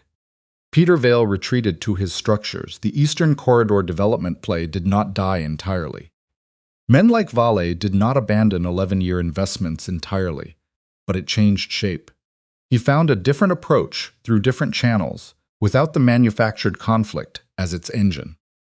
Mara monitored it from a distance through the first year, and then, when the intelligence confirmed he had genuinely redirected, she stopped monitoring it. There were better things to pay attention to. Celine Cruz left Las Vegas in the same week Daniel did. She did not contact Mara again. Mara did not look for her. What Celine had done was what Celine had done. The betrayal, and then the correction, the damage, and then the information that partially undid the damage. People were rarely entirely one thing. Mara had learned that early, and her life had repeatedly confirmed it. She filed Celine Cruz in the category of complicated debts. Not owed, not forgiven, simply acknowledged and set aside. Nico pulled the Eastern Corridor operation back to its pre-expansion footprint. He did it without being asked a second time, which was the only thing Alaric Voss subsequently said about it. Not that it was adequate, not that he was impressed. Just he did it without being asked a second time, which, from Alaric, was the equivalent of an extended standing ovation. The formal agreement between the 2 organizations was signed 6 weeks after the night of the storm. It was not an alliance in the way Mara had once imagined. Not the sweeping unified structure that could have been built if things had gone differently in the beginning. It was more precise than that. Specific corridors, specific non-compete arrangements, specific protocols for communication when their territories came close to touching. It was enough. Enough meant more than she had expected it to. The conversations she had promised Nico were harder than either of them made them look. There were 3 of them, spread over 2 weeks, in a neutral apartment she rented for exactly that purpose. Not the penthouse, not anywhere that belonged to either of their histories. A clean room with natural light and bad coffee, and no furniture that carried the weight of any previous version of them. She told him everything, the full account. Her mother, Philadelphia, the day Alaric arrived at the door. The years of navigation between a hidden identity and a life that felt genuinely her own. The choice she had made to keep the Voss name out of their marriage until she was sure the marriage was real. He listened. He asked questions that were the right questions. Not challenges, not defenses. Just the questions of someone trying to understand the actual geography of someone else's experience. She asked him questions too. Some of them he answered easily. Some of them took him a long time. One of them he couldn't answer at all, which she respected more than if he had manufactured an answer. At the end of the third conversation, she said, "I don't know if this becomes something again. I want you to understand that. I'm not working toward a conclusion. I'm working toward knowing what's actually true," he said. "I know. You can't rush it." "I know that too," she agreed. "And if what's actually true turns out to be that we're better parents than we are partners, then that's what it is," he said, "and I'll live with it." She looked at him across the bad coffee and the clean room. "You've changed," she said. "People do," he said, "when the thing they've been avoiding catches up with them." "Not always," she pointed out. "No," he said, "not always." Her daughter was born on a Tuesday in March in a hospital in New York City where Mara had moved 4 months before the birth to separate the child's beginning from the city where everything had nearly ended. She had dark hair from the moment she arrived. Dark hair and a focused, serious expression that the nurses said was just the look of newborns. But that Mara recognized with a feeling that was equal parts warmth and terror as something inherited. Something she had spent 30 years looking at in mirrors and in her father's face. Nico was there. He was in the room, which had been a decision they had made together, and had not required as much negotiation as she had anticipated, which was itself a data point. He stood back when she needed him to, and came forward when she needed him to. And when the baby was placed in his arms for the first time, he looked down at her with an expression that Mara did not have the right word for. Not joy exactly, though there was that in it. Something larger than joy. Something that looked like a man understanding, for the first time, the actual scale of what he had almost walked away from. He held her for a long time. When he passed her back, his hands were shaking. Not the way they shake from fear. The other way. They named her Elena, not after anyone. Just a name that was only hers, with no history attached to it. No dynasty and no debt. And no one else's story built into it. Just a name that meant she had started from herself. Alaric came to New York 3 weeks after the birth. He stood in the doorway of Mara's apartment and looked at the baby in the way men like Alaric look at things they have not calculated for, with something that was slightly too large for the face it was trying to cross. He reached out one hand and let Elena's fingers close around his index finger with the automatic grip that newborns have. The grip that understands only the basic terms of the world. Something is here. Hold it. He stood like that for a while. "She has your eyes," he said. "I know," Mara said. "Your mother's mouth." She looked at him. He had not mentioned her mother in years. The mention sat between them like something delicate being placed on a surface that might not hold it. "You should tell me about her," Mara said, properly. "Not the version you've managed, the actual version." Alaric looked at the baby. "Soon." "Soon," he agreed. He stayed for 2 hours. He drank the coffee she made without commenting on its quality, which was generosity from Alaric. He sat in the chair by the window and held Elena twice more when she was awake and watchful, and doing the thing newborns do, where they look at everything with an intensity that makes you feel examined. When he left, he paused in the doorway. He turned back. He said, "You did well. In that room with Valet." She looked at him. "You did better than I would have," he said. "At your age." He left. She stood in the quiet apartment with her daughter in her arms and the sound of New York outside the windows. The city's permanent and different roar, so different from Las Vegas. No neon in it, just density and motion, and 8 million individual stories happening simultaneously in all directions. And she felt the weight of the baby, the specific warm animal weight of a person who was entirely new to the world and was trusting the people holding her to know what to do with it. She did not know everything. She was clear-eyed enough to know that. She did not know what she and Nico would become over the next year, the next decade. She did not know whether the agreement between the organizations would hold at every point of pressure. She did not know what Elena would make of the world she had been born into, or what she would need in order to survive it well. But she knew the war had not happened.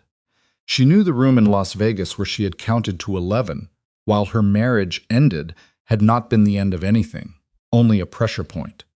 A place where the hidden structure of everything had been forced to the surface. She knew that she had walked into a room alone with a dangerous man and walked back out with what she needed and had not needed to be rescued. She knew that she had stood in front of her father and said the things she had needed to say to him her entire life, and the world had not collapsed. She stood at the window with Elena in her arms and the city going about its enormous ordinary business below. And she thought about a woman standing at a different window 18 months ago, counting to 11, holding a secret that could end wars, waiting for a man who wasn't listening. That woman had survived, more than survived. She had walked through the storm that was meant to drown her and come out the other side, holding the things she had been protecting all along. Not the name, not the dynasty, not the marriage or the alliance or the empire. Just this. Just a child with dark hair and new eyes, looking at everything, not afraid of any of it yet.